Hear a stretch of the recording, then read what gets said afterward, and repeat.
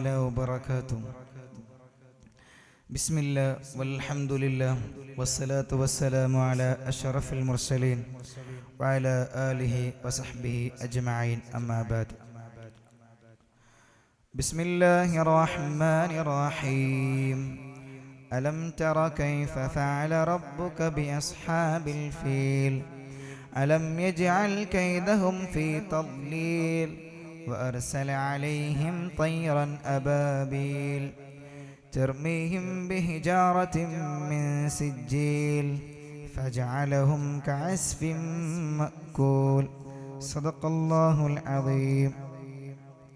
ബഹുമാനാദരവുകൾ നിറഞ്ഞ ഉസ്താദുമാരെ, വിധികർത്താക്കളെ, എൻ്റെ സ്വന്തം കരളിൻ്റെ കഷ്ണങ്ങളായ വിദ്യാർത്ഥി സുഹൃത്തുക്കളെ, നാട്ടുകാരെ, ഈദ് റബീൻ്റെ ഈ പ്രൗഢമായ വേദിയിൽ ഞാൻ നിങ്ങൾക്ക് മുമ്പിൽ ചർച്ച ചെയ്യാൻ പോകുന്നത് ഹിജറക്ക് മുമ്പ് അവതരിച്ച, അതുപോലെ തന്നെ 5 ആയത്തുള്ള 105-ാമത്തെ അധ്യായമായ സൂറത്തുൽ ഫീൽ ആണ്. ഈ ആയത്ത് പരിശോധിച്ച് നോക്കിയാൽ നമുക്ക് കാണാൻ സാധിക്കും, എല്ലാ ആയത്തിൻ്റെയും അവസാനം ലാമിലാണ് അവസാനിക്കുന്നത്. അതിനോടുകൂടെ തന്നെ 23 പദങ്ങളാണ് ഈ സൂറത്തിലുള്ളത്, 97 അക്ഷരങ്ങളും. ഈ സൂറത്തിലെ പണ്ഡിതന്മാർ സൂറത്തുൽ ഫീലും ഫീൽ എന്നും അതുപോലെ തന്നെ സൂറത്തുൽ അലം തറ എന്നും പണ്ഡിതന്മാർ തഫ്സീറിൽ വിശദീകരിക്കുന്നത് നമുക്ക് കാണാൻ കഴിയും. ഈ സൂറത്തിൽ പ്രധാനമായും പറയുന്നത് കഅബയെ പൊളിക്കാൻ വന്ന ഒരു സംഘത്തെ കുറിച്ചാണ് അല്ലാഹു സുബ്ഹാനഹു വ തആല ഈ സൂറത്തിൽ വിശദീകരിച്ചിട്ടുള്ളത്. ഈ സൂറത്തിൽ അവതരിച്ചാനുള്ള പ്രധാനപ്പെട്ട ഒരു കാരണം എന്നാൽ, ഒരു അള്ളാഹുവിന്റെ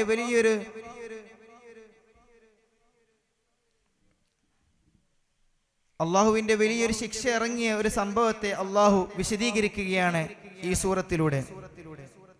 ഈ സൂറത്തിൽ അല്ലാഹു സുബ്ഹാനഹു വ തആല പറയുന്നത് കാണാം, അലം തറ കൈഫ ഫഅല റബ്ബുക ബി അസ്ഹാബിൽ ഫീൽ. നബി തങ്ങളോട് അല്ലാഹു സുബ്ഹാനഹു വ തആല പറയുകയാണ്, നബിയെ തങ്ങൾ കണ്ടിട്ടില്ലേ, തങ്ങളെ പിതാവ് ആനപ്പടയെ ചെയ്തത് എന്താണ് നബിയെ തങ്ങൾ കണ്ടിട്ടില്ലേ എന്ന് അല്ലാഹു നബി തങ്ങളോട് പറയുന്നത് തങ്ങൾക്ക് അറിയുന്നത് പോലെയാണ് പറയുന്നത്. നമുക്ക് എല്ലാ സൂറത്തും എടുത്തു നോക്കിയാൽ കഴിയും, നബിയെ തങ്ങൾ കണ്ടിട്ടില്ലേ, ആനപ്പടയെ ചെയ്തത് തങ്ങൾ കണ്ടിട്ടില്ലേ എന്നാണ് അല്ലാഹു സുബ്ഹാനഹു വ തആല ആദ്യമായി പറയുന്നത്. അലം യജൽ കൈദഹും ഫീ തദ്ലീൽ. എന്നിട്ട് പറയുകയാണ്, അള്ളാഹു അവരുടെ എല്ലാ കുതന്ത്രങ്ങളെയും നശിപ്പിച്ച് കളഞ്ഞില്ലേ. കുതന്ത്രങ്ങളെ എന്നുദ്ദേശിക്കുന്നത് ആ കഅബയെ പൊളിക്കാൻ മാത്രമല്ലായിരുന്നു ആ രാജാവും ആനപ്പടയും വന്നത്. അവർക്കൊരു പ്രധാനമായ ഉദ്ദേശമുണ്ടായിരുന്നു. അവരുടെ പ്രധാനമായ ഉദ്ദേശം എന്നുള്ളത് കഅബ പൊളിക്കുക എന്നുള്ളതല്ല. കഅബയിലേക്ക് വരുന്ന തീർത്ഥാടകരെ അവർക്ക് എന്താക്കണം, അവർക്ക് തങ്ങളുടെ നാട്ടിലൊരു ഭവനത്തിലേക്ക് ക്ഷണിക്കണം. അതായിരുന്നു അവരുടെ പ്രധാന ഉദ്ദേശം എന്നുള്ളത്. ഈ കുതന്ത്രങ്ങളെ അല്ലാഹു സുബ്ഹാനഹു വ തആല നശിപ്പിച്ച് കളഞ്ഞില്ലേ. വഅർസല അലൈഹിം തൈറൻ അബാബീൽ. ഈ ആനപ്പടയെ അല്ലാഹു സുബ്ഹാനഹു വ തആല എങ്ങനെയാണ് നശിപ്പിച്ചത്? അവർക്ക് മേൽ അല്ലാഹു സുബ്ഹാനഹു വ തആല കൂട്ടമായി വരുന്ന പക്ഷികളെ അയച്ചില്ലേ. അബാബിൽ പക്ഷികൾ എന്നാണ് പറയപ്പെടുന്നത്. അബാബിൽ എന്ന് പറഞ്ഞാൽ കൂട്ടമായി വരുന്ന പക്ഷികളെയാണ് അബാബിൽ പക്ഷികൾ എന്ന് പറയുന്നത്. തഫ്സീറിന്റെ വിശദീകരണത്തിൽ നമുക്ക് കാണാൻ കഴിയും, തഫ്സീറുർ റാസിയിൽ, തർമീഹിം ബിഹിജാറത്തിൻ മിൻ സിജീൽ. ഈ പക്ഷികൾ എങ്ങനെയായിരുന്നു? ഈ പക്ഷികളെ തഫ്സീറിൽ വിശദീകരണത്തിൽ കാണാൻ കഴിയും. ഈ പക്ഷികൾ നായയുടെ കാലും അതുപോലെ കൈകൻ്റെ ചുണ്ടുമുള്ള ഒരു പ്രത്യേക തരം പക്ഷികളായിരുന്നു. അവർ ഇങ്ങനെ വന്നിട്ട് അവർ വന്നിട്ട് എന്താണ് ചെയ്യുന്നത്? ചെറിയ തഫ്സീറിൻ്റെ വിശദീകരണത്തിൽ കാണാം, അത് കടലേക്കാൾ ചെറുതും പയറിനേക്കാൾ വലുതുമായ ചെറിയ മൺ ഉണ്ടയായിരുന്നു അവർക്ക് പക്ഷികൾ കൊണ്ടുവന്ന് ഈ ആനപ്പടയുടെ ആനപ്പടയുടെ ദേഹത്തേക്ക് ധരിപ്പിച്ചത്. അപ്പോൾ ഇത്രത്തോളം ചെറിയ മണികൾ ഇത്രത്തോളം വലിയൊരു സംഘത്തെ നശിപ്പിച്ചിട്ടുണ്ട്. എന്നിട്ട് അള്ളാഹു പറയുന്നത് ഫജഅലഹും കഅസ്ഫിൻ മഅകൂൽ. എന്നിട്ട് അള്ളാഹു അവരെ എന്താക്കി മാറ്റി? ഖുർആൻ വിശദീകരിക്കുക കാണാം. എന്നിട്ട് അവരെ വൈക്കോൽ ചവച്ചരച്ചതുപോലെ അള്ളാഹു സുബ്ഹാനഹു വ തആല ആക്കി മാറ്റില്ല എന്നാണ് അള്ളാഹു സുബ്ഹാനഹു വ തആല പറയുന്നത്. ഈ സൂറത്ത് ഇറങ്ങാൻ പ്രധാന പശ്ചാത്തലമായ ചരിത്രം ഏതെന്ന് ചോദിച്ചാൽ ക്രിസ്താബ്ദം 517 ഈ സംഭവം. ഈ വർഷമാണ് നബി സല്ലല്ലാഹു അലൈഹി വസല്ലമ തങ്ങൾ ഭൂമി ലോകത്ത് ഭൂജാതരാകുന്നത്. അബസീലിയൻ ചക്രവർത്തി ഉണ്ടായിരുന്നു. ആ ചക്രവർത്തിയുടെ കീഴിൽ ഒരുപാട് രാജാക്കന്മാരുണ്ടായിരുന്നു. അതിൽപ്പെട്ട ഒരു രാജാവായിരുന്നു അബ്രഹത്ത് അൽ അസ്രം. അബ്രഹത്ത് രാജാവ് യമനിൽ ഭരിക്കുന്ന ഒരു രാജാവായിരുന്നു. അങ്ങനെ ഈ അബസീലിയൻ ചക്രവർത്തിയുടെ പ്രീതി സമ്പാദിക്കാൻ വേണ്ടി അദ്ദേഹത്തിൻ്റെ നാട്ടിൽ യമനിലെ സ്വൻആ എന്ന പറഞ്ഞ സ്ഥലത്ത് അദ്ദേഹം ഒരു വലിയ ക്രിസ്തീയ ഭവനം നിർമ്മിക്കുകയാണ്. ആ ക്രിസ്തീയ ഭവനത്തിൻ്റെ പേര് കലീസ് എന്നാണ് തഫ്സീർ വിശദീകരിക്കുന്നത്. അങ്ങനെ കലീസ് എന്ന് പറഞ്ഞ് വലിയൊരു ക്രിസ്തീയ ഭവനം ആര് നിർമ്മിക്കുകയാണ്? അബ്രഹത്ത് രാജാവ് നിർമ്മിക്കുകയാണ്. ഇത് നിർമ്മിച്ചതിന് കഴിഞ്ഞതിന് ശേഷം ഇദ്ദേഹത്തിന് ഇങ്ങനെ ഒരു ഗൂഢചിന്താഗതി വരികയാണ്. ലോകത്തുള്ള മുഴുവൻ ആളുകളും കഅബയിലേക്കാണ് പോകുന്നത്, തീർത്ഥാടനത്തിന് കഅബയിലേക്കാണ് പോകുന്നത്. ഈ കഅബയിലേക്കുള്ള പോക്ക് തിരിച്ച് ഈ അബ്രഹത്ത് രാജാവ് നിർമ്മിച്ച ഈ അബസീലിയയിലെ അബ്രഹത്ത് രാജാവ് നിർമ്മിച്ച ഖലീസ് എന്ന ഭവനത്തിലേക്ക് തിരിക്കാൻ ആര് ചിന്തിക്കുകയാണ്? അബ്രഹത്ത് രാജാവ് ചിന്തിക്കുകയാണ്.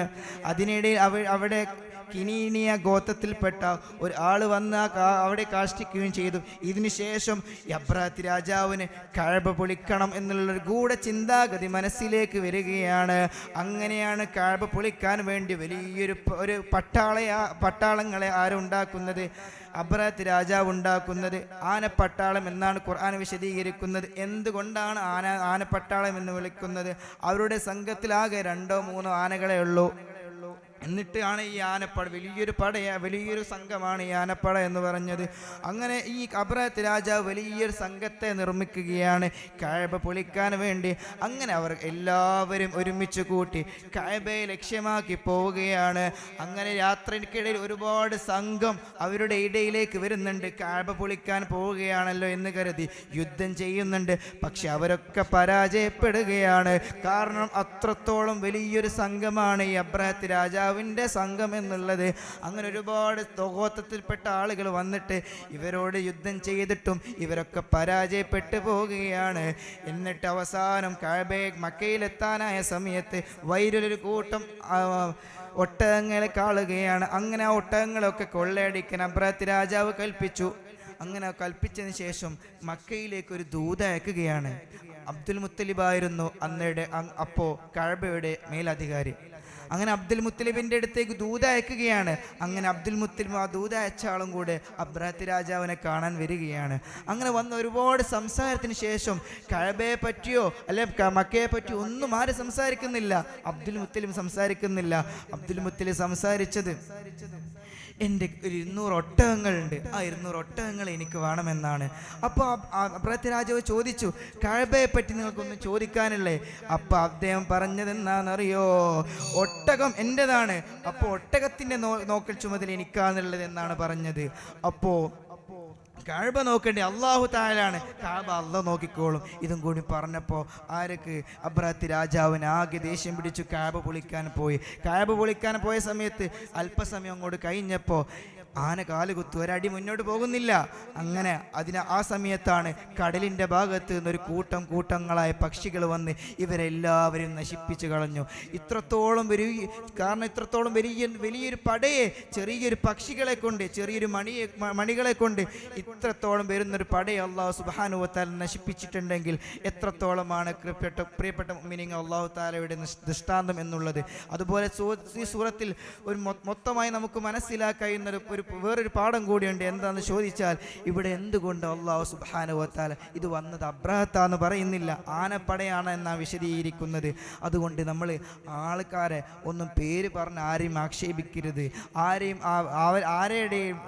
വഷളാക്കരുത് എന്നുള്ളൊരു പാഠവും കൂടി ആ സൂറത്തിൽ നമുക്ക് കാണാൻ കഴിയും. ഒരുപാട് ഖുർആൻ ഓതാനും ഖുർആനുകളെ കുറിച്ച് പഠിക്കാനും ഖുർആൻ തഫ്സീർ ഓതാനും അല്ലാഹു സുബ്ഹാനഹു വ തആല നമുക്ക് തൗഫീഖ് ചെയ്യുമാറാവട്ടെ. ദുആ വസിയത്തോടു കൂടെ വാഖിറ ദഅവാന അൽഹംദുലില്ലാഹി റബ്ബിൽ ആലമീൻ. അസ്സലാമു അലൈക്കും വറഹ്മത്തുള്ളാഹി വബറകാതുഹു.